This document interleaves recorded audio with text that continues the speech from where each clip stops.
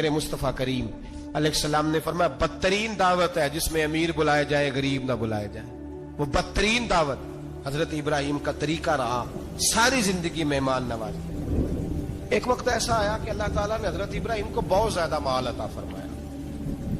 اتنے اونٹ گنے نہیں جاتے, گائیں اتنی زیادہ کہ شمار نہیں ہوتے, بکرے بکریاں اتنی زیادہ کہ شمار, بہت زیادہ مال اللہ نے عطا فرمایا. اور ابھی کچھ عرصہ پہلے آپ پیچھے جائیں نا تو جو لفظ مال تھا وہ روپے پہ تو بولا ہی نہیں جاتا, وہ جانوروں پہ بولا جاتا. بہت زیادہ مال اللہ نے دیا, بکریاں, گائیں, اونٹ, بیل, بڑا کچھ.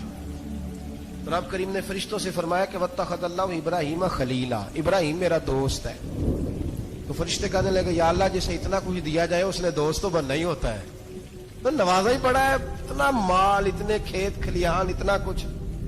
اللہ کریم نے فرمایا جاؤ آزمائش کر لو, امتحان لے لو. فرشتہ امتحان لینے پہنچ گیا. حضرت ابراہیم کے جانور چر رہے ہیں چراگاہ میں, حضرت ابراہیم بھی ہیں, غلام بھی ہیں, بہت بڑا ریوڑ ہے. آپ تشریف فرمائیں. ایک فرشتہ آیا تو کھیت میں چھپ کے بیٹھ گیا اور بلند آواز سے کہنے لگا سبحان اللہ والحمد للہ ولا الہ الا اللہ واللہ. یہ تسبیح بڑی پسند ہے, محبوب نے ان کی فضیلت بیان کی. اب وہ حضرت سیدنا ابراہیم علیہ السلام کھڑے تھے تو وہ کھیت میں بیٹھ کے تسبیح پڑھنے لگا سبحان اللہ والحمد للہ ولا الہ الا اللہ. حضرت ابراہیم کہنے لگے یہ میرے رب کا نام کون لے رہا ہے, بڑی اس کی میٹھی آواز ہے, بڑی کون ہے. ڈھونڈنے لگے, گھومتے گھومتے اس کے پاس چلے گئے. فرشتہ انسانی شکل میں, تو میرے رب کا ذکر کر رہا تھا؟ اس نے کہا میں ہی کر رہا تھا. فرمانے لگے یار ایک دفعہ پھر نہیں کرتا. تو کہنے لگا ابراہیم پہلے تو میں اپنی مرضی سے کر رہا تھا, تو کہتا ہے تو پیسے لگیں گے, پیسے ہیں تو کر دیتا ہوں. حضرت ابراہیم کہنے لگے بول تو کیا لے گا, میرے اللہ کا ذکر سنانے کا کیا لے گا؟ کہنے لگا جتنی بکریاں آپ چلا رہے ہیں ساری دے دے تو میں اللہ کا ذکر سنا دیتا ہوں. آپ نے فرمایا بس جا تیری ساری ہوئی, میرے رب کا ذکر سنا. اور پھر شروع ہو گیا سبحان اللہ الحمد للہ ولا الہ الا اللہ واللہ اکبر. حضرت ابراہیم علیہ السلام کیف میں, یار پھر ذرا سنا, نہ علما وچ پھسا سانو, تو یار دی گل سنا سانو, ذرا دوبارہ سنا.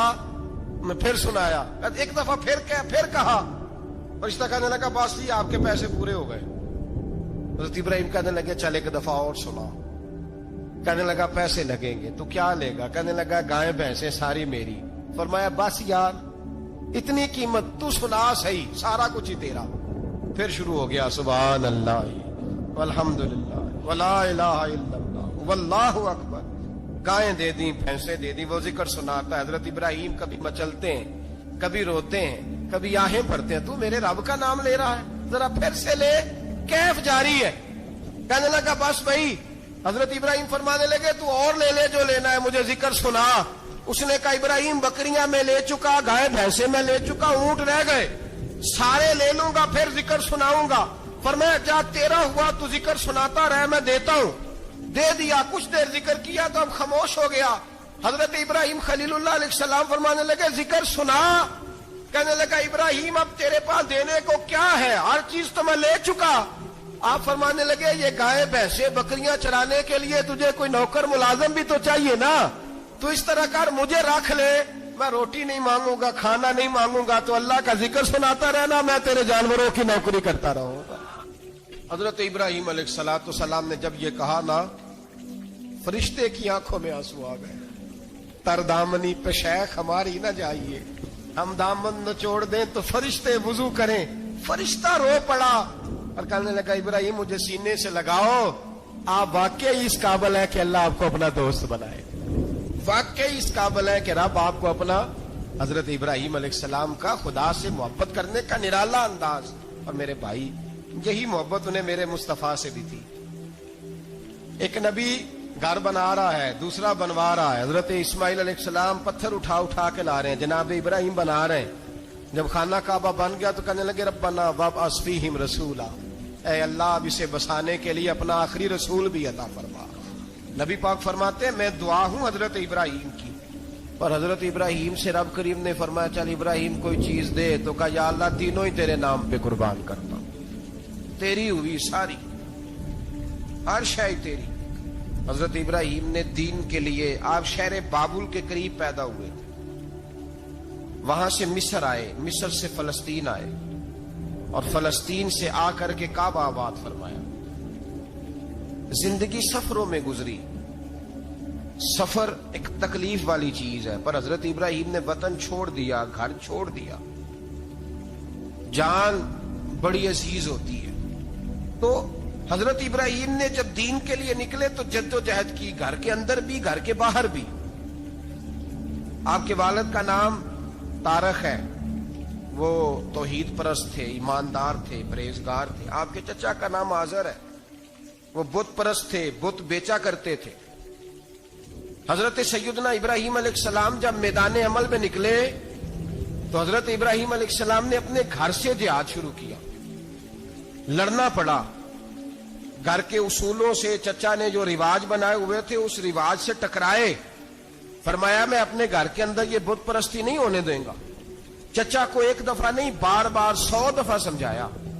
آپ کا چچا بت بنا کے بیچا کرتا تھا۔ حضرت ابراہیم علیہ السلام تھوڑے بڑے ہوئے تو کہنے لگا کہ چلو میرے ساتھ، تم بھی بت بیچنے ہیں، ہمارا کاروبار ہے۔ حضرت ابراہیم ساتھ نکلے تو بت پکڑا ہے، گندے پانی کے اندر اس بت کو ڈبوتے ہیں، کہتے ہیں کسی نے خریدنا ہے تو خرید لو، نہ یہ نفع دے سکتا ہے نہ نقصان دے سکتا ہے، جو اپنا آپ نہیں بچا سکتا تمہیں کیا بچائے گا، خریدنا ہے تو خرید لو۔ چچا کہنے لگا تو کاروبار چمکا رہا ہے کہ تباہ کر رہا ہے۔ گھر میں بڑے معاملات خراب ہوئے، جھگڑے ہوئے، لیکن حضرت ابراہیم علیہ السلام ایک منٹ کے لیے بھی اپنے گھر کے اندر بھی کمپرومائز کرنے کو تیار۔ یہ تھوڑا مشکل میں نے پہلو چھیڑ دیا ہے، یہ تھوڑا مشکل پہلو چھیڑ دیا ہے۔ بڑا سمجھدار آدمی ہے پر بیوی سے پردہ نہیں کرا سکتا، سیانا ہے، پنچایت کا بندہ ہے، جو اس سے آپ کہیں گے وہ بات یہ سنائے گا، لیکن کہتا نہیں جی میں نے کوشش کر لی ہے۔ اس قسم کی کوشش ہے صاحب، یہ کیسے ہو گیا؟ حضرت ابراہیم علیہ السلام نے گھر کے اندر سے فرمایا نہیں کرنے دوں گا، گھر کے اندر بھی ٹکرائے، فرمایا تم جو بھی ہو، پاش پاش کیا چچا کے اصولوں کو، اور باہر جب نکلے تو صرف علاقے کے چیئرمین سے نہیں ٹکرائے، ایم پی ایم این اے وزیر مشیر سے نہیں ٹکرائے، سپر پاور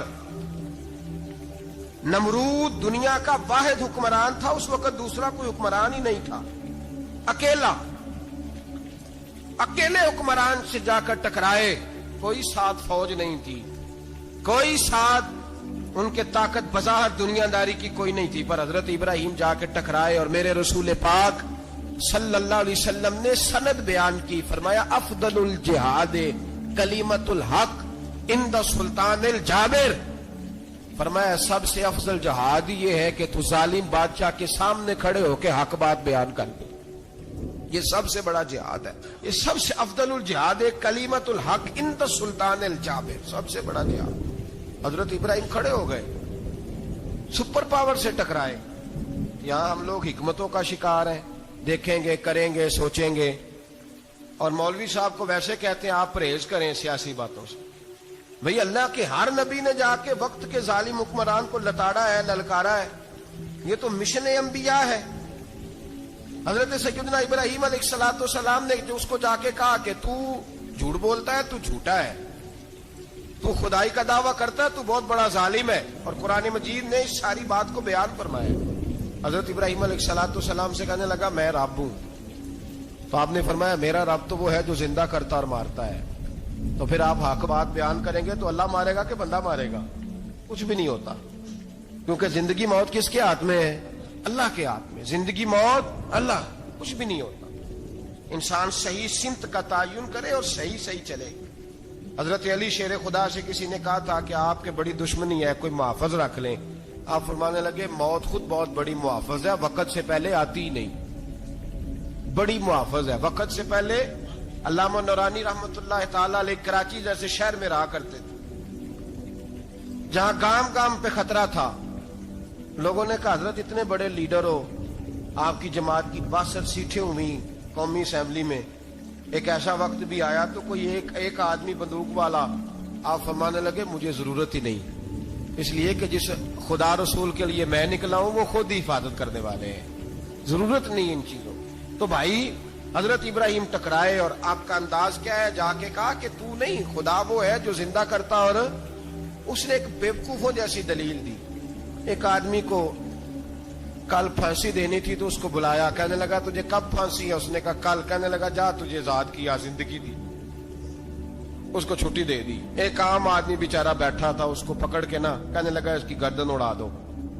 کہنے لگا دیکھ لو میں بھی زندہ کرتا اور مارتا ہوں, وہ جو کل مرنے والا تھا میں نے زندہ کر دیا ہے, اور جس کو پتہ ہی نہیں تھا کہ میں نے مرنا ہے اسے پکڑ کے میں نے مار دیا ہے. یہ بیوقوفوں جیسی دلیل ہے. حضرت سیدنا ابراہیم علیہ الصلوۃ والسلام چاہتے تو اسی وقت دلیل توڑ دیتے کہ تو کیا بیوقوفوں جیسی بات کر رہا ہے, اگر تو زندگی دیتا ہے تو مرے ہوئے میں جان ڈال کے دے جس کو تو نے مارا ہے. لیکن حضرت ابراہیم نے دیکھا کہ بیوقوف ہے, بیوقوفوں سے بحث نہیں ہوتی, دلیل بدل لی جاتی ہے, ان کی عقل کے مطابق بات کی جاتی ہے. حضرت ابراہیم فرمانے لگے میرا رب وہ ہے جو سورج مشرق سے نکالتا ہے اور مغرب میں غروب کرتا ہے. تو اگر رب ہے تو تو مغرب سے نکال کے مشرق میں غروب کر. فبہت الذی کفر, کافر لاجواب ہو گیا, اس کے پاس اس چیز کا کوئی جواب نہیں تھا. علامہ اسماعیل حقی نے خوبصورت فقرہ لکھا ہے, خوبصورت, جان ڈال دی ایک جملہ کہہ کے. حضرت سیدنا علامہ اسماعیل حقی رحمت اللہ علیہ فرمانے لگے چونکہ نمرود بیوقوفوں جیسی باتیں کر رہا تھا, اگر وہ یہ کہہ دیتا نا کہ میں سورج کو نکالتا ہوں مشرق سے, میں غروب کرتا ہوں معاذ اللہ مغرب میں میں نکالتا ہوں, تو آپ اپنے رب سے کہیے کہ وہ مغرب سے نکال کے مشرق میں غروب کرے. علامہ اسماعیل حقی فرماتے ہیں رب کریم کی آواز قدرت تھی, مالک حضرت ابراہیم علیہ الصلوۃ والسلام کے اس, اگر وہ کہہ دیتا اور حضرت ابراہیم دعا کر دیتے تو رب کریم نے فرشتوں کو تیار بٹھایا ہوا تھا. فرمایا اگر یہ کہہ دے میرے خلیل سے کہ سورج مغرب سے نکال کے مشرق میں غروب کرنا ہے تو تیار رہنا, جس طرح خلیل کہیں گے ویسے ہی کر دیں گے. واتخذ اللہ ابراہیم خلیلا, ابراہیم ہمارا دوست جو ہوا, جیسے کہے گا ویسے کر دیں گے. حضرت سیدنا ابراہیم علیہ السلام کی باتوں کا جب جواب نہ دے سکا, دلیل نہیں بندہ دیتا, پھر لڑائی کرتا ہے, پھر جھوٹے موٹے اعتراض کرتا ہے. دلیل ختم ہوتی ہے تو لوگ ذاتیات میں اترتے ہیں, کہتے ہیں یہ کھانستا صحیح نہیں, دیکھتا صحیح نہیں. دلیل ختم, اب ذاتیات پہ اترے, کہنے لگے مجھے پتا چلا ہے کہ یہ فلانی جگہ گیا تھا تو وہاں جا کے اس نے اس طرح کیا ہے. پھر لوگ ذاتیات پہ اترتے ہیں, جب دلیل کا جواب دلیل سے نہیں دے پاتے پھر ذاتیات پر اتر کر حملے کرتے ہیں. حضرت ابراہیم کے دلائل کا جواب نمرود نہ دے سکا تو کہنے لگا کہ اس کو آگ میں ڈال دو. قوم گئی ہوئی تھی ساری, آپ نے بات سنی ہوئی ہے, میں نے صرف اشارہ دینا ہے, میلے پہ تو حضرت سیدنا ابراہیم علیہ السلام نے سارے بت توڑ دیے, کلاڑا بڑے بت کی گردن پہ رکھا. واپس آئے, کہنے لگے بت کس نے توڑے ہیں؟ تو فرمایا اس سے پوچھ لو جس کی گردن پہ کلاڑا ہے. کہنے لگے یہ تو بول ہی نہیں سکتا. تو فرمانے لگے بڑے بیوقوف ہو جو بولتا ہی نہیں, سنتا ہی نہیں, اپنا آپ نہیں بچا سکتا, اس کی پوجا کرتے ہو. کہنے لگے پکڑو, دلیلیں ختم ہو گئی, اس کو آگ میں ڈالو. بہت بڑی حویلی 45 فٹ مربع پہ مشتمل ایک حویلی بنائی گئی اور 45 فٹ اونچی. مختلف روایات, علامہ اسماعیل حقی کہتے ہیں کہ 3 مہینے تک نمرود نے کہا کہ اس کے اندر لکڑیاں ڈالو. لوگ پوچھنے لگے کتنی دنیا جلانی ہے؟ کہنے لگا بندہ تو ایک جلانا ہے, پر بندہ بڑا تگڑا ہے, ایک بندہ. 3 مہینے لکڑیاں ڈالی گئیں. اور لوگوں کی جو تہمات ہوتی ہیں نا وہ بڑی عجیب ہوتی ہیں. تہمات میں نے بڑی تفصیل سے رمضان المبارک میں گفتگو کی تھی. بدشگونی, تہمات لوگ لیتے ہیں. اس وقت بھی لوگ تہمات کا شکار ہو گئے. عقیدہ بگڑ جاتا ہے تو وہ عجیب و غریب باتیں کرنے لگتا ہے. تہمات کا شکار ہو گئے. بیبیاں نظر مانتی, میں بیمار ہوں, اگر صحیح ہو گئی تو اتنے من لکڑی دوں گی حضرت ابراہیم کی آگ جلانے کے لیے. ایک عورت لے کے جا رہی ہے لکڑیاں. ایک نیک دل آدمی نے اسے پوچھا کہاں جا رہی ہو؟ کہنے لگی میں نے منت مانی تھی تو حضرت ابراہیم علیہ الصلوۃ والسلام کو معاذ اللہ جلانے کے لیے لکڑیاں لے کے جا رہی ہوں. تو وہ رب کریم کے بندے کہنے لگے تو ڈھونڈتی رہے گی, تجھے وہ جگہ ملے گی نہیں. وہ بی بی کئی مہینے گھومتی رہی, جگہ ہی نہیں ملی جہاں لکڑیاں ڈالنی, ماری گئی. تہمات کا شکار ہوئے بہت سارے لوگ. تہمات کا بھائی, تہمات دین کے اندر منع ہے. تہمات دین میں کوئی نظر ماننا, کوئی کسی بزرگ کے مزار پہ جا کے سالے ثواب کے لیے کوئی چیز ماننا, یہ تو درست ہوا. لیکن غیر شرعی نظریں مان لینا کہ میں آگ کے گرد چکر لگاؤں گا، میں جناب وہاں جا کے یہ والا تماشا کروں گا، میں دھاگا باندھوں گا، میں رسا کاٹوں گا، میں وہاں گندے ہوں سے پانی پیوں گا، ان کی شریعت اجازت؟ یہ توہمات ہیں، بدشگونی ہے، دین میں ان کی کوئی گنجائش؟ آپ نظر ماننے سے پہلے بھی کسی عالم سے رابطہ کریں کہ میں منت مانگنے لگا ہوں تو کیسے ماننی چاہیے کا طریقہ پوچھیں، ایسے ہی غلط چیز کی منت تھوڑی مان لی جائے گی۔ 12 علامدام برسر مطلب حضرت ابراہیم کے لیے آگ جلائی گئی، 45 فٹ اونچی آگ ہے، پرندہ بھی اوپر سے گزرتا ہے تو نیچے گر جاتا ہے جل کے، اتنے دن لگا کے آگ جلائی گئی۔ اب حضرت ابراہیم کو جلایا جانے لگا ہے۔ یہاں تو موجیں ہے نا، جو کسی ادارے کا سربراہ ہے اس کے لیے موج ہے، کسی جگہ آفیسر بن گیا تو موج ہے، پیر صاحب کے لیے موج ہے، علامہ صاحب کے لیے موج ہے، خطیب صاحب کے لیے موج ہے۔ جلنا کس کو پڑتا ہے؟ وہ علی کوئی نہیں رہا اللہ ماشاء اللہ، وہ لوگ گزر گئے جو تکلیفیں سہ کے کام کرتے تھے، گزر گیا زمانہ۔ حضرت سیدنا ابراہیم علیہ السلام کو جلایا جانے لگا ہے تو اب اتنی بڑی آگ ہے تو ڈالیں کیسے؟ شیطان نے تجویز دی کہ منجنیق بناؤ، منجنیق، بڑے بڑے بانس باندھ کے ان کے نیچے رسا باندھو، وہ جس طرح جھولنے کے لیے جھولا بنایا جاتا ہے اس طرح ایک منجنیق پرانے زمانے میں اس میں پتھر رکھ کے پھینکے جاتے تھے دشمنوں پہ، وہ منجنیق بنائی گئی کہ دور سے حضرت ابراہیم کو پھینکیں گے۔ ہاتھ حضرت ابراہیم کے باندھ دیے، پاؤں مبارک باندھ دیے، پوری زمین پہ ایک نام لینے والا خدا کا، اور اس کو آج رسیوں میں جکڑا ہوا ہے۔ جب پھینکا جانے لگا نا آگ میں تو حوریں رونے لگی، فرشتے تڑپنے لگے، اے اللہ یہ کیا ہونے لگا ہے؟ ایک تیرا خلیل اور وہ بھی آگ میں۔ فرمایا جاؤ جا کے اس سے کہو اگر تمہاری مدد لیتا ہے تو اسے بچاؤ۔ ہوا کا فرشتہ آیا، کہا ابراہیم اگر تو کہے، او بھائی ان چیزوں کو کہانی سمجھ کے نہ سنا کریں، یہ داستان نہیں، یہ وہ طریقے ہیں جو ہمارے رسول نے ہمیں اپنانے کا حکم ارشاد فرمایا ہے، جو عقیدے، یہ وہ نظریات ہیں جو ہمیں اوڑھنے کو کہا گیا، اپنے رب کریم کی رضا پہ راضی رہنے کے یہ وہ خوبصورت مواقع ہیں صوفیاء نے جن کو بنا کر سمجھا کر ہم تک پہنچایا ہے۔ یہ ہے اہل طریقت کی باتیں، وہ کہتے ہیں یار جس حال میں رکھے راضی رہنا ہے۔ حضرت ابراہیم علیہ السلام کو پھینکا جا رہا ہے، فرشتہ آیا، اے اللہ کے خلیل اگر حکم دو تو اتنی ہوا چلاؤں کہ نمرودی جل جائیں سارے، آگ ان پہ پھینک دی جائے۔ آپ نے فرمایا تو جا، تجھ سے مجھے کوئی کام نہیں۔ تھوڑی دیر کے بعد پانی کا فرشتہ آیا، کہا حضور اتنی بارش برساؤں گا کہ آگ بجھ جائے گی۔ فرمایا تو جا، تجھ سے کوئی کام نہیں۔ اب جب منجنیق میں رکھ دیے گئے، آگ میں جانے کا لمحہ ہے، تیاری ہے، حضرت جبریل امین حاضر خدمت ہوئے، کہا ابراہیم کوئی حاجت؟ فرمایا تجھ سے کوئی نہیں۔ کہا چلو مجھ سے نہیں تو رب کریم سے ہی بات کر لو، مجھے پتا ہے میں چھوٹا ہوں، آپ مجھ سے مدد کیوں لوگے، رب کریم سے ہی بات کر لیں۔ تو حضرت ابراہیم کہنے لگے جبریل یہ بتا، رب کو نہیں پتا اس کا خلیل کس حال میں ہے، اسے نہیں پتا میں کس حال میں ہوں، میرے ہاتھ بندھے ہیں، پیر بندھے ہیں آگ میں، اسے نہیں پتا۔ بتایا تو اسے جاتا ہے جسے خبر نہ ہو، تو اگر اسے پتا ہے، اگر وہ جلانے پہ راضی ہے تو میں بھی جلنے کو تیار ہوں، میں تیار ہوں، میں تیار ہوں، اسے کہو ٹھیک ہے۔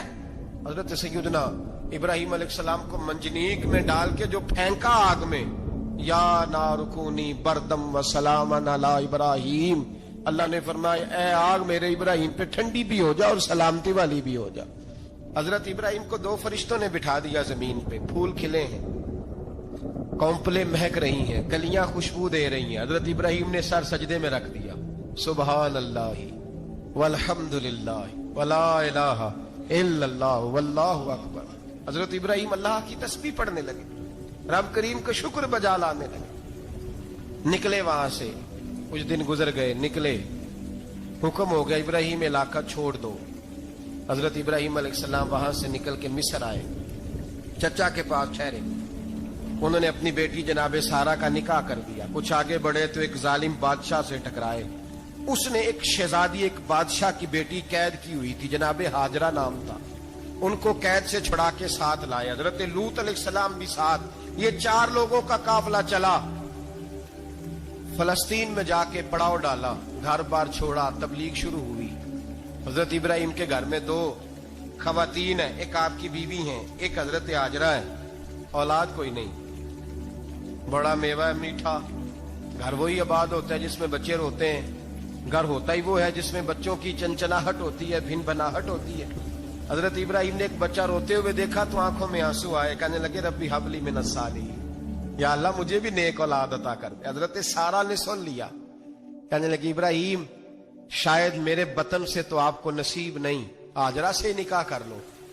नाबे हाजरा से निकाह हुआ। अल्लाह तो बड़ा बेनियाज है, रब करीम ने हजरत इस्माइल जैसा खूबसूरत बेटा अता फरमाया। बेटा काला स्याह भी हो तो सीने की ठंडक होता है, पर ये तो वो बेटा है जिसकी पेशानी में नूरे मुहम्मदी चमकता है सल्लल्लाहु अलैहि वसल्लम। हजरत सैयदना इस्माइल इतने खूबसूरत। अब जिस बीवी के यहाँ बेटा था, बैठना उठना भी ज्यादा उसके पास, आना जाना भी उसके पास, तवज्जो उधर हो गई। जनाबे सारा रश्क करने लगी। एक दिन कहने लगी इसे छोड़ आ जंगल में, बाद ये गैर ज़ीज़र मक्के के पास। भाई एक बेटा आलमे दीन बना लो। कहने लगा रोटी कहां से खाएगा? तेरे 5 बेटे हैं, को हाफिज़े कुरान बना, कहते रोटी कहां से खाएगा? वो बच्चा भी कहता है मैं कहां से खाऊंगा। हजरत इब्राहिम अलैहिस्सलाम तो चंद महीने का बच्चा छोड़ आए, तो कहां से रोटी खाई हजरत इस्माइल ने? कहां से खाई उनकी अम्मा ने रोटी? भूखे मर जाते हैं ये सारे। मैं बड़ी जिम्मेदारी से कहा करता हूं कि जितनी खूबसूरत रोटी अल्लाह करीम दीन के खादिमों को अता करता है शायद किसी और के नसीब होती हो, लेकिन हम लोग तवज्जो ही नहीं कर रहे। हमारा ज़ौक़ ही नहीं बन रहा, हम ये मेहनत ही नहीं कर रहे कि कौम को मुस्तनद उलमा की जरूरत है। इलाकों के इलाके खाली हैं, इधर हमारा मिजाज ही नहीं बन रहा, तवज्जो ही नहीं दीन की खातर। और फिर चले बच्चे तो बात की बात है ना, जो अभी खुद जवान है वो भी तो ये दुआ। एक साहब मुझे कहने लगे मैं दुआ मांग रहा हूं अल्लाह मुझे बेटा दे तो मैं उसे दीन पे लगाऊंगा। तो मैंने कहा आप भी बूढ़े नहीं हुए, आप खुद ही लग जाए। बेटा तो अभी आएगा तो लगेगा ना, तो आप तो इस वक्त है तो आप तो पहले लगे ना साहब। 2 घंटे तो निकाल के आए, दीन सीखने को काफी है। आप इतनी लंबी सोच रहे हैं कि बच्चा आएगा तो बड़ा होगा तो वो जाएगा तो देखी जाएगी। अभी तो आप हैं तो आप तो आओ। हजरत इब्राहिम ने बच्चा वहां छोड़ा। यहां से जो उम्रा करने लोग जाते हैं ना, जो हज करने जाते हैं, उनको पता है कि वहां दुनिया की हर नेमत मिलती है, फिर भी डबल ट्रिपल पैसे लोग जेबों में डाल के जाते हैं। हजरत इब्राहिम जब वहां लेके गए तो कोई इंसान नहीं था, पानी का कतरा नहीं था, 2 किलो खजूरें, एक मशकीजा। बीवी को थमाया। हमारे घर में हजारों चीजें पड़ी हैं, लेकिन वो जो तवक्कुल है ना वो खत्म हो गया है। अल्लाह देगा, हलाल हलाल पे कनात करे, जायज जायज पे भरोसा करे, रब करीम अता करने वाला है, वो मिजाज खत्म हो गया। हजरत सैयदना इब्राहिम अलैहिस्सलाम 2 किलो खजूरें, एक मिशकीजा पानी का दे करके और वहां बिठाया आपने अपने बच्चे को और अपनी ज़ौजा जनाबे हाजरा को, और बिठा करके ये वापस पलटने लगे तो हजरत हाजरा सलामुल्लाह अलैहा ने आवाज दी, का इब्राहिम किसके सहारे पे छोड़ के जा रहे हैं? जहां आबे जमजम का कुआं है ना, जो लोग गए हैं इन्होंने सफा मरवा की सही की है, सफा मरवा से बाहर निकले ना, सरकार की विलादत का मकाम है, उस जगह पे आबे जमजम का कुआं था। वहां हजरत सैयदना हाजरा को बिठाया, कोई चीज नहीं, कोई दरख्त नहीं, कोई खेत नहीं, कोई पानी नहीं, कोई कुआं नहीं, वहां बिठाया और बिठा करके निकलने लगे तो जनाबे हाजरा फरमाने लगे इब्राहिम किसके सहारे पे छोड़ के जा रहे हो? कहने लगे अल्लाह के सहारे पे। तो पाकबाज बीबी ने एक लफ्ज पूछा, कहा इब्राहिम ये मेरे रब का हुक्म है? ये मेरे बस जिनका अकीदा तौहीद मजबूत हो उनके लिए एक जुमला काफी होता है, ये मेरे अल्लाह का हुक्म है? तो जनाब इब्राहिम अलैहिस्सलाम फरमाने लगे हाजरा हाँ रब का हुक्म है। जब ये लफ्ज कहे तो चाहिए था ना हजरत इब्राहिम तसल्ली देते, तो बीबी साहबा तसल्ली देने लगी, अर्ज करने लगी इब्राहिम अगर अल्लाह का हुक्म है तो फिर आप हमारी फिक्र ना करना, अगर ये रब का हुक्म है तो फिर हमारी फिक्र ना करना, जिस रब ने हमें यहां तक पहुंचाया है वो हमें कभी भी जाया नहीं फरमाएगा, फिर फिक्र ना करना। हजरत इब्राहिम आ गए, बात आपने सुनी हुई है, इशारा करना मकसूद है। 13 साल में चले मान भी लिया जाए बाज रिवायात की रोशनी में कि आते जाते भी रहे, लेकिन मुकम्मल देखभाल अपने बच्चे की परवरिश में पूरा हजरत इब्राहिम अलैहिस्सलाम का किरदार, सारा किरदार मां का था। मैं जब खवातीन के बारे में कोई बात करता हूं तो मैं आपको अक्सर कहता हूं कि ये सिर्फ बीवी के लिए हुक्म नहीं होता, ये ट्रेनिंग बेटी को देनी है और बहन को देनी है, یہ تربیت کریں اپنے گھر میں. میں تجربے کی روشنی میں یہ بات عرض کیا کرتا ہوں کہ بھائی بچے باپ کے فرما بردار اس وقت ہوتے ہیں جب اماں انہیں باپ کا فرما بردار کرتی ہے، اور بچے باپ کے نافرمان بھی تب ہوتے ہیں جب اماں انہیں باپ کا. میں نے اپنے کانوں سے سنا ایک دفعہ ایک بچہ اپنے باپ سے کہہ رہا ہے آپ نے تو ساری زندگی باہر گزار دی، پیسے کمانا کون سا مشکل کام ہے، دکھ سکھ تو سارے اماں نے برداشت کیے، اسکولوں میں وہ جاتی تھی، فلانا کام وہ کرتی تھی، فلانا کام. اب یہ سوچ اس کی ذاتی تو نہیں، یہ اس کو دی گئی ہے. اور اگر اس کو یہ سوچ دے دی جائے کہ اماں کہے کہ میں تو اپنوں میں رہی ساری زندگی، میں نے تو اپنوں میں وقت گزارا، اور تیرا باپ تو کئی دفعہ جنازے بھی نہیں پڑھ سکا، نے تو ماں باپ ایسے دفن کر دیے، وہ اگر یہ سوچ فراہم کرے تو پھر بچہ باپ کا فرما بردار ہوتا ہے. اور یہ والی روایتیں ہم بیوی کو سناتے ہیں، حالانکہ کس کو سنانی چاہیے؟ بولیے. بہن اور بیٹی کو. بہن اور بیٹی کو سنائیں یہ باتیں، ان کو سمجھائیں تاکہ آگے جا کے وہ جو گھر ترتیب دیں وہ گھر بڑا عمدہ اور نکھرا ہوا ہو. حضرت سیدنا ابراہیم 13 سال کے بعد آئے، چونکہ گھر میں اللہ تبارک و تعالیٰ کی دوستی کا چرچا تھا، اللہ تبارک و تعالیٰ کی محبوبیت کا غلبہ تھا. 13 سال کے بعد فلما بالغ معہ السعی، بیٹا جب اتنا بڑا ہوا کہ ساتھ چلنے لگا، تو حضرت ابراہیم نے اپنے بیٹے کو بلا کے کہا بیٹا مجھے خواب آئی ہے، میں تجھے ذبح کر رہا ہوں، تیری کیا رضا ہے؟ حضرت اسماعیل کہنے لگے یا ابت افعل ما تؤمر، ابا جی اللہ جیسے حکم دیتا ہے میرے ساتھ ویسے ہی کریں، جیسے اللہ حکم دیتا ہے ویسے ہی، بولیے، ویسے ہی کریں. حضرت حاجرہ کو کہا کہ ایک دوست نے دعوت کی ہے تو وہاں جا رہے ہیں. بی بی مطمئن ہے، تفصیلات کی ضرورت نہیں، ختم بات، اعتبار ہے، مطمئن ہو گئی. شیطان پیچھے سے آیا اماں کے پاس. ذرا تھوڑی دیر کے لیے تصور جمائیے، یہاں تو پڑوسن آ کے کوئی بات بتا دیتی ہے خاوند کے بارے میں تو کئی مہینے جھگڑا جاری رہتا ہے، پڑوسن محلے دار. شیطان نے آ کے بتایا لفظ کیا ہے؟ کہا حضرات تمہیں پتا ہے کہاں جا رہے ہیں؟ کہا دوست کی دعوت میں. تو کہنے لگے دوست کون ہے؟ رب کریم. اور ابراہیم کا خیال ہے کہ اس رب نے مجھے حکم دیا ہے کہ میں ذبح کروں. تو حضرت حاجرہ کہنے لگی کبھی باپ بھی بیٹے ذبح کرتے ہیں؟ شیطان کہنے لگا ان کا خیال ہے کہ ان کے رب نے حکم دیا ہے. جناب حاجرہ فرمانے لگی اگر رب نے حکم دیا تو پھر تو مجھے شیطان لگتا ہے، تو مجھے شیطان لگتا ہے. کا کیا مطلب؟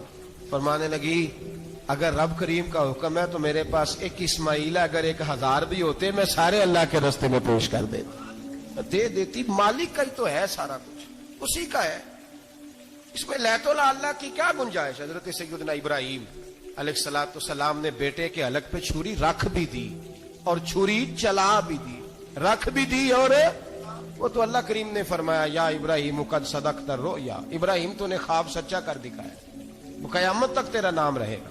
حضرت ابراہیم نے وطن بھی دیا، جان بھی دی، بیٹا بھی. اللہ کریم نے دمبے دیے، فرمایا یہ فدیہ ہے. اب یہ قربانی قیامت تک حضرت ابراہیم کے طریقے کے مطابق جاری ہے. حضرت ابراہیم بہت بڑے مہمان نواز تھے، بہت بڑے. آپ جب مصر میں قیام تھا تو بڑے بڑے لمبے چوڑے لنگر پکتے تھے، لوگ آیا جایا کرتے تھے، بڑا تفصیل کے ساتھ کھانا ہوتا تھا. مہمان نوازی آپ کی خاص صفت مبارکہ ہے. ہمارے ہاں بھی مہمان نوازی ہوتی ہے امیروں کی، بلکہ اب تو مہمان نوازی اس طرح کی ہے کہ کل تیری میرے پاس دعوت ہے اور پرسوں میری تیرے پاس ہے. وہی امیروں میں وہ چکر رہتا ہے، پارٹیاں دوست ایک دوسرے کو ڈالتے ہیں، تیری طرف پارٹی تیری طرف. اور اسی انداز میں اب یہ عید آئے گی نا، ٹکا پارٹیاں ہوں گی جگہ جگہ. اور لوگ سوال پوچھنے لگے ابھی سے، کہتے ہیں قربانی کا کتنا گوشت گھر رکھنا جائز ہے؟ قربانی کا کتنا گوشت گھر رکھنا جائز ہے؟ سارا ہی جی ہاں، اس لیے فریزر لے لے، فریج سے نہیں کام چلے گا. سارا ہی جائز گھر رکھنا، سارا ہی جائز ہے، رکھ لیں. او خدا کے بندے، قربانی وہ بندہ دیتا ہے جو سارا سال ہی گوشت کھاتا ہے. صحیح کہہ رہا ہوں؟ قربانی صاحب نصاب، صاحب استطاعت بندہ دیتا ہے نا، تو وہ سارا سال ہی گوشت، تو سارا گھر میں رکھنا بھی جائز ہے، لیکن سارا دے دینا بھی. تو جو آ رہی ہے اس پہ کیوں توجہ کرتے ہو؟ جو دوسرا جائز ہے اس پہ کیوں نہیں عمل کرتے؟ سارا تقسیم کر دیں، بات ختم ہوئی. یقین کریں محرم میں جا کے دوست ٹیلی فون کر کے سوال پوچھتے ہیں, کہتے ہیں صاحب سنا ہے قربانی کا گوشت محرم میں کھانا جائز نہیں. میں کہ نہیں, ربیع الاول چ بھی جائز جی, رجب رمضان تک کھاؤ, کوئی بندہ نہیں منع کرتا, اس لیے کہ کسی کو دینا تو پسند ہی نہیں. یا پھر اس میں سے جو خاص خاص چیزیں ہیں وہ اپنی فریج میں, اور باقی جو ہے وہ دوسروں کے لیے. یہ کیا طریقہ ہے ہمارا, اور اسی پہ عمل ہے. اللہ تبارک و تعالی ہمیں سمجھنے کی توفیق عطا فرمائے. یہ قربانی حضرت ابراہیم کا طریقہ ہے. حضور نے اگرچہ نبی پاک کی اپنی سنت تھی, یہ بھی کہہ سکتے تھے سنتی و سنت ابیکم ابراہیم, میری سنت ہے اور تمہارے باپ ابراہیم کی سنت ہے. یہ نہیں فرمایا. جب صحابہ نے کہا قربانی کیا ہے, فرمایا سنت ابیکم ابراہیم, یہ تمہارے باپ ابراہیم کی سنت ہے. ہر صاحب نصاب پر قربانی واجب ہے. جو زکوٰۃ کا نصاب رکھتا ہو اس پر قربانی واجب ہے. یعنی ضروریات سے زیادہ اتنے پیسے, جتنے پیسوں سے زکوٰۃ فرض ہوتی ہے, اتنے پیسے جس آدمی کے پاس قربانی سے پہلے آ جائیں اس آدمی پر قربانی کرنا واجب ہے. بکرا, چھترا, دمبا 1 سال کا, یا دمبا 6 مہینے کا ہو پر اتنا بڑا محسوس ہوتا ہو کہ لگے 1 سال کا ہے, اس کی قربانی ہو سکتی ہے. جانور میں کوئی عیب نہیں ہونا چاہیے, اتنا کمزور نہ ہو کہ ذبح جہاں اسے کرنا ہے وہاں وہ چل کے جا نہ سکے, اتنا کمزور جانور نہ ہو. اس کے اندر بظاہر کوئی اتنا بڑا نقص نہ پایا جاتا ہو, کانا نہ ہو, لنگڑا نہ ہو, کوئی اس کی ہاتھ نہ کٹے ہوئے ہو, ایسا نقص جو واضح ہو. بکرا 1 سال کا, گائیں اور بھینس یہ 2 سال کی, اونٹ 5 سال کا. اب اس میں یہ ہے کہ ہمارے بہت سارے دوست, چونکہ ہم دیہاتی لوگ ہیں, تو پوچھتے ہیں کہ دوندا نہیں ہے تو چوگا نہیں ہے. تو یہ ہماری پنجابی کی اصطلاحات ہیں, پنجابی کی. شریعت اسلامیہ نے سال بتائے ہیں, یہ تو ہم نے اپنی آسانی کے لیے, یا دیہاتوں میں جو ماحول تھا اس طرح کا جانور لیں, خوبصورت جانور لیں. جو نصاب ہے وہ بھی میں نے آپ کو بتایا. لیکن ایک اور پہلو بھی ہے, نبی پاک صلی اللہ علیہ وسلم پہ زکوٰۃ کبھی فرض نہیں ہوئی, کبھی حضور پہ زکوٰۃ فرض نہیں ہوئی. نبی پاک صلی اللہ علیہ وسلم کے پاس اتنا سرمایہ کبھی اکٹھا ہوا ہی نہیں کہ زکوٰۃ فرض ہو. لیکن نبی پاک کے صحابہ فرماتے ہیں کہ مدینے کے 10 سالوں میں اللہ کے رسول نے ہر سال قربانی فرمائی ہے, ہر سال قربانی دی. اور جس سال حضور حج کرنے گئے اس سال اللہ کے نبی نے 63 اونٹ ذبح فرمائے. اور حضور صلی اللہ علیہ وسلم جب اونٹ ذبح کرنے لگتے نا تو صحابہ کہتے ہیں اونٹ خود دوڑ کے حضور کے سامنے آ کے لیٹ جاتا, اور نبی پاک اسے ذبح کرتے اور فرماتے ہیں ایک دوسرے کو دھکے دیتے ہیں اونٹ کے, پہلے میں نے جانا ہے ذبح ہونے کے لیے, پہلے میں نے, انہیں پتا تھا کہ جو مصطفیٰ کے ہاتھوں ذبح ہوگا وہ تو دائمی زندگی پا جائے گا, یہاں بھی وہاں بھی زندہ. 63 اونٹ ذبح کیے. ایک اونٹ میں کتنی قربانیاں ہوتی ہیں؟ 7. اب 63 کو 7 سے ضرب دو گے تو کتنی بنے گی؟ اور پھر نبی پاک صلی اللہ علیہ وسلم نے 10 سال مدینہ منورہ میں قربانی دی, ہر سال. اب وہ 63 اونٹ, ایک اونٹ میں 7 قربانیاں, ہر سال یہاں قربانی. اور مولا علی شیر خدا فرماتے ہیں نبی پاک 2 قربانیاں دیتے. میں نے کہا حضور 2 جانور ذبح کر رہے ہیں آپ, تو حضور نے فرمایا ایک میری طرف سے, ایک میری امت کی طرف سے, غریبوں کی طرف سے. اور حضرت علی کو حضور نے وصیت فرمائی تو 2 دیا کرے گا. یا رسول اللہ صلی اللہ علیہ وسلم میں غلام ہوں, خادم ہوں. حضور نے فرمایا علی ایک تو نے اپنی دینی ہے, ایک میری طرف سے دینی ہے. 2 قربانیاں. مولا علی نے بھی ساری زندگی 2 قربانیاں دی. حضرت علی بھی مال کے نصاب نہیں تھے, اپنا مکان ہی نہیں تھا, کوئی کاروبار نہیں تھا, کئی دن فاقے رہتے تھے, پر قربانیاں کتنی دیتے تھے؟ 2. ہمارے پاس ویسے اگر سسرال میں, میکے میں, کزنوں میں کچھ شادی ہو جائے تو 50-60 ہزار کا خرچہ برابر ہے, وہ پکا ہے. اور قربانی کی باری غریب ہو گئے, سارے غریب ہو گئے, کہتے نہیں یہاں مشکل ہے. اور خدا کے بندے اللہ کے ساتھ تجارت کر, اس کے رستے میں 1 دے گا, رب تجھے 70 گنا اضافہ کے ساتھ عطا فرمائے گا. قربانی مال کے نصاب پہ ہے. کوشش کیا کریں کہ اللہ کے رستے میں جب دینا ہو پھر لیت اللہ سے بچیں, خوبصورت جانور لائیں. جن کو اللہ نے توفیق دی ہے ان کے لیے نصیحت ہے, جن کو اللہ نے توفیق دی. میں نے اپنے حضرت صاحب کو دیکھا ہے, وہ کہتے تھے کئی جانور اللہ نے بڑا نوازا ہے. کہتے ایک میرا ہے, ایک میرے ماں کا, ایک میرے باپ کا ہے, ایک میرے فلاں استاد صاحب کا, ایک میرے پیر صاحب کا ہے. یہ جانور غوث اعظم جیلانی کا نام کا دے رہا ہوں. اور پھر ایک بڑا خوبصورت جانور بندہ ہوتا اور حضرت خود ان کو چارہ ڈال رہے ہوتے. تو حضور یہ کیا ہے؟ فرمانے لگے یہ میں رسول اللہ کے نام پہ قربان کروں. یہ نبی پاک کے نام پر قربان کیا جائے گا. جن کو اللہ نے حیثیت دی ہے وہ کوشش کریں اپنے محبوب کی طرف سے بھی قربانی کریں. نبی پاک کے نام کی قربانی دے, خوبصورت سا جانور پیارا, پھر اس کی خدمت ہو, پھر اس کی قربانی دی جائے اور نبی پاک کے نام پر قربانی دی جائے. حضور نے خود وصیت فرمائی حضرت ابو بکر صدیق کو, قربانی بڑا حسین عمل ہے. اور میرے نبی پاک صلی اللہ علیہ وسلم نے ناراضگی بھی فرمائی, ذرا خوگر حمد سے تھوڑا سا گلا بھی سن لے. میرے حبیب نے فرمایا جو طاقت کے باوجود قربانی نہ کرے وہ ہماری عیدگاہ میں عید کی نماز پڑھنے نہ آئے, وہ نہ آئے. اور یا رسول اللہ جو کرے گا, فرمایا قربانی کے جانور کا خون کا قطرہ بعد میں زمین پہ گرے گا, اللہ اس کے سارے گناہ پہلے معاف فرما دے گا, اللہ اس کے سارے گناہوں کو بخشے گا. قربانی کریں, خوبصورت انداز میں کریں, اللہ کی رضا کے لیے. بزرگوں نے لکھا ہے 3 حصے کرو گوشت کے, ایک گھر میں رکھو, ایک رشتہ داروں میں بانٹو, پڑوسیوں میں بانٹو, اور تیسرا فقط غریبوں کو دو. لیکن میں اکثر یہ سوچتا ہوں کہ ہمارے ہاں قربانی کرتا ہی وہ ہے جن کے گھر میں ہر جمعرات کو چھوٹا گوشت پکتا ہے, اور جن کے گھر میں ہفتے میں 3 دفعہ مرغی کا گوشت پکتا ہے, وہی تو قربانی دینے کے قابل ہوتے ہیں. تو وہ بھی اگر قربانی کے بکرے میں سے بھی تیسرا رکھنا چاہیں تو اجازت تو ہے, میں نے کہا سارا رکھنے کی بھی اجازت ہے. لیکن اگر آپ مہربانی کریں, کوشش کریں کہ یار ہم تو سارا سال ہی کھاتے ہیں, اور ہمارے یہاں جو گوشت تقسیم ہوتا ہے نا وہ بھی باری لگی ہوئی ہے. ادھر سے پلیٹ آئی تھی گوشت کی تو ادھر سے بھر کے چلی گئی. بھئی اس نے کی ہے, اس کو بار بار گوشت دینے کا کیا مطلب ہے؟ آپ یہ دیکھیں عزیزوں میں, رشتہ داروں میں, اور میں اگر تھوڑا سا آپ کی توجہ کرانے میں کامیاب ہو جاؤں تو سفید پوش لوگوں کو دیکھیں. کچھ سفید پوش ہیں, سفید پوش جن کے اوپر قرضے ہیں, بیماریوں نے جکڑ لیا ہے, گھر میں بڑے بڑے سخت مریض آ گئے ہیں. سفید پوش پہلے دیا کرتے تھے. آپ ان سے پوچھتے ہیں صاحب قربانی, تو بات کو ٹالتے ہیں. وہ کہتے ہیں سوچ رہا ہوں کوئی حصہ اسا ڈال جائے. پردہ پوشی کرتے ہیں, کہتے ہیں کہیں حصہ رکھا ہوا, پردہ پوش. اکثر وہ لوگ قربانی نہیں دے پاتے. اکثر دیا کرتے تھے, اب نہیں دے پا رہے. کیوں؟ اس لیے کہ مشکلات ایسی آ گئیں. ان لوگوں کا خیال کریں, ان کے گھروں تک گوشت پہنچا کے آئیں. اللہ تبارک و تعالی اس دنیا کے اندر بہت سارے لوگوں کو منصب اور مقام عطا فرماتا ہے.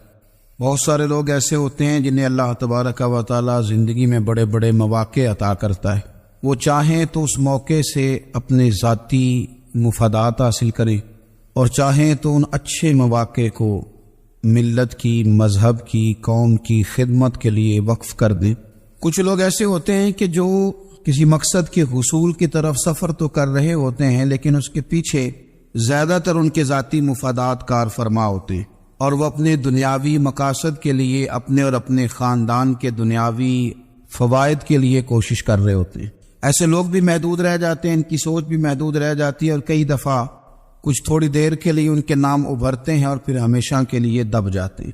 کچھ لوگ ایسے ہوتے ہیں جو زندگی کے اندر اللہ کے لیے, اللہ تعالیٰ کی رضا کے لیے, رسول پاک صلی اللہ تعالی علیہ وسلم کی خوشنودی حاصل کرنے کے لیے, دین کی, ملت کی, ملک کی سربلندی کے لیے آگے آنا چاہتے ہیں.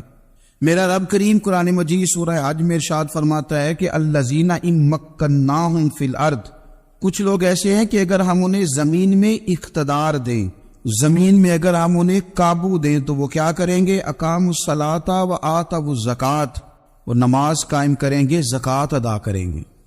وامروا بالمعروف, نیکی کا حکم دیں گے. ونہوا عن المنکر, اور لوگوں کو بری باتوں سے منع کریں. وہ دینی, فکری, اصلاحی انقلاب برپا کر دیں گے, نماز کو عام کریں گے, زکوٰۃ کو عام کریں گے, بھلائی کا حکم دیں گے اور برائی سے منع کریں گے. اللہ تبارک و تعالیٰ نے ان لوگوں کو جب اقتدار دیا, وہ کون لوگ تھے؟ سیدنا صدیق اکبر, حضرت فاروق اعظم, سیدنا عثمان غنی, حضرت مولا علی رضوان اللہ تعالی علیہم اجمعین. اللہ نے جب ان لوگوں کو اقتدار دیا زمین کے اندر, اللہ تبارک و تعالی نے انہیں نبی پاک علیہ الصلوۃ والسلام کی نیابت کے لیے چنا, تو ان لوگوں نے یہ انقلاب برپا کیا. نمازیں عام ہو گئیں, شوق سے لوگ صدقات و خیرات دینے لگے, بھلائی عام ہوئی, برائی کا کلا کما کیا گیا. ہمارے ہاں بھی لوگ احتساب کی باتیں کرتے ہیں. ہمارے ہاں بھی لوگ کہتے ہیں کہ میں رشوت خوری کو, کرپشن کو, ناجائز چیزوں کو ہمیشہ کے لیے جڑ سے اکھیڑ پھینکوں گا. لوگ دوسروں سے مطالبہ کرتے ہیں کہ یہ سارے کام جائز کریں، لیکن خود اس پر عمل کرنے کو تیار نہیں ہوتے۔